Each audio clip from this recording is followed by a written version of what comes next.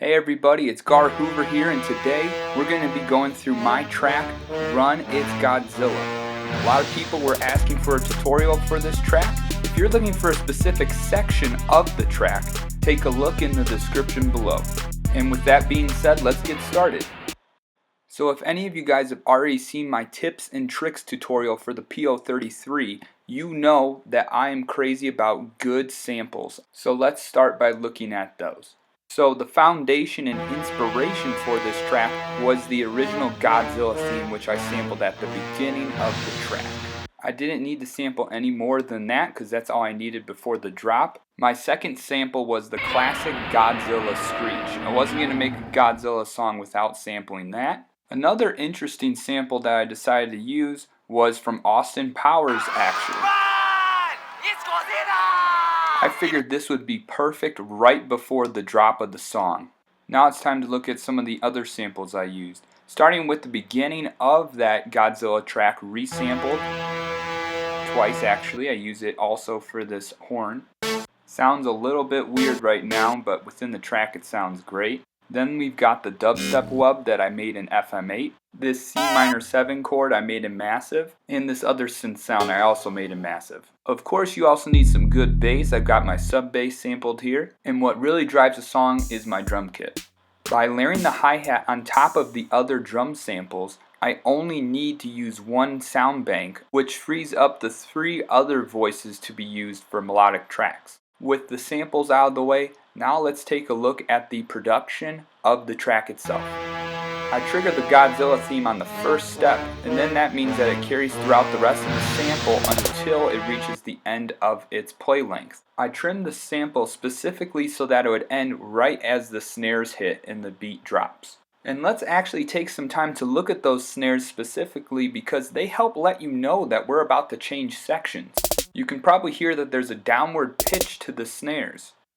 This is made by the effects function where you make an octave down, and I assigned it specifically to the section where the snares begin to hit, creating that downward snare roll that we often hear in EDM today. Alright, so let's take a look at the second section that follows that introduction. As you can probably hear, this is only 2 patterns long, but it continuously is looping. The lead sample for this section is the beginning of that Godzilla theme. Being only one note, it was easy to create a melody. We also have the sub going to fill up that low end. And of course we have the drums with that fast hi-hat. As you can probably tell, those hi-hats are going way faster than 16th notes. And I'm going to show you a trick on how you can make things within the drum bank trigger faster than 16th notes. Check this out. Let's do this as step number 4. Now I deselected step number 4 and you can hear it's empty, didn't have a hi-hat. Let's add the hi-hat, hold it down, and then press BPM. You can see it says TR2, TR3, that's trigger. It's going to be triggered 4 times now. As you can hear, that sounds really good. It's got a trap feel to it. You hear it a lot in other EDM genres as well. I also can't emphasize enough how important it is to have your layered hi-hats on your drums. Layering those hi-hats makes production way faster and also frees up 3 banks so you can have a much fuller sounding song. I'm also going to have a link in the description below of this exact drum kit that I made in battery. Alright guys, now it's time to take a look at the drop. I made it a little bit darker in here so that it would be a little bit easier to see all of the LEDs because there's a lot going on for the drop, especially a lot of automation. In this section, I'm not going to be focusing much on the Godzilla screech or the horns because the horns actually come back in the chorus as well. Alright, so that's the drop. You can hear a lot of that automation I was talking about, specifically to the pitch of a lot of the drums. I also have that weird other little riser sound that helps build suspense. And obviously we've got that Godzilla screech and that Austin Powers bit to help also contribute to the drop. Let's take a look specifically at the 808 drum I use. It's got that very distinct rhythm that can be found in a lot of EDM music. But another crucial part of a good EDM snare buildup are ghost notes. We have that original rhythm, but we've also added subtle ghost notes to help kind of add some excitement to it. And this is actually a lot easier than people might think to do on the pocket operator. The louder snare hit is part of that original rhythm. The quieter snare hit is added in. It's one of those ghost notes. And all you have to do is fill in those spots where the original rhythm was with the quieter ghost notes by just turning down the volume first and then sequence in the ghost notes in the spots that were empty in the original rhythm. Let's listen for those ghost notes one more time. With those accent hits on the snare, it adds a lot of excitement. Now let's take a look at that final pattern. We can hear the increasing pitch in the snare hits. Check this out. Okay, so each one has two. We're doing it in pairs as it increases up. You can hear the subtle differences between each snare hit.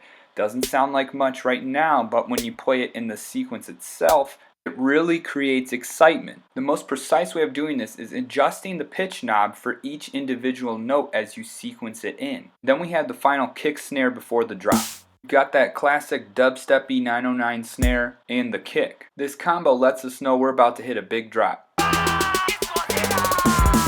What we can also hear in this build is a riser effect. It doesn't come from a synth, it's actually from a sample. Listen to it.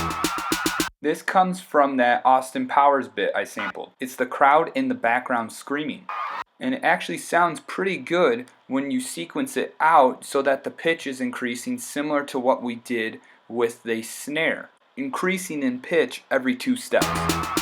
And this leads us actually to looking at the intentional part of that Austin Powers sample and how to get a sample to be in sync with your song. This sample is actually pretty simple. I made it in 2 pieces. And the second part, it's Godzilla! Then I took the 2 samples and put them where they fit the rhythm.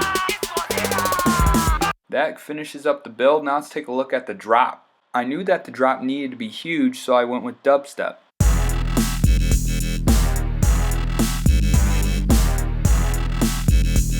This drop really isn't too complicated. Let's first look at the dubstep wubs. The sample's jumping back and forth between 1 octave. And we also have the horn sample that can be found in the build and the drop.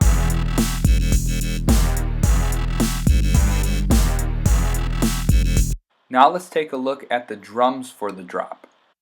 The rhythm itself really isn't too crazy. Listen, every other downbeat we have a kick, and every other downbeat we have a snare. On the offbeats we have a hi-hat going, and on the 7th step of the sequence we have a kick and a hi-hat together. And of course, to add thickness, we have the sub going. To make your bass really shine, be sure that your kick and your bass are being triggered on the same step. And it's going to sound really professional. And in the final pattern of the first part of the drop, we've got that chord with vibrato. By having that at the end of the sequence, it helps it either transition back to the start or to a new section, which in this case, the chord actually aids in doing both of those things. Let's take a look at the final section.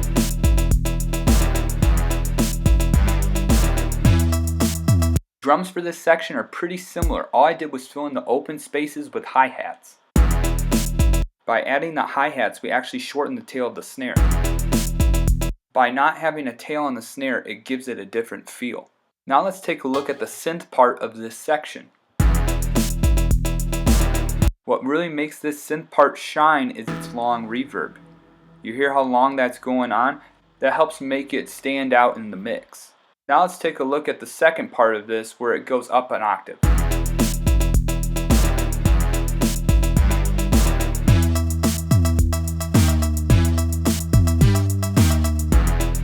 Now for the octave jump, I totally could have used the effect where you jump up an octave for everything. But I wanted my drums to stay the same specifically while having everything else go up.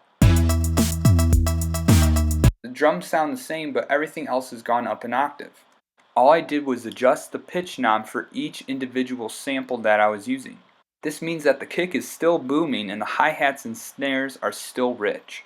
Well, that's going to finish up the tutorial for today. If you guys have any other questions about the PO-33 or this song, feel free to leave them in the comments below and I'll get back to you about that. Also, if you like the drum patch that I was using, I'm going to be leaving that in the description below as well. If you like this video or like pocket operator videos, please subscribe to my channel.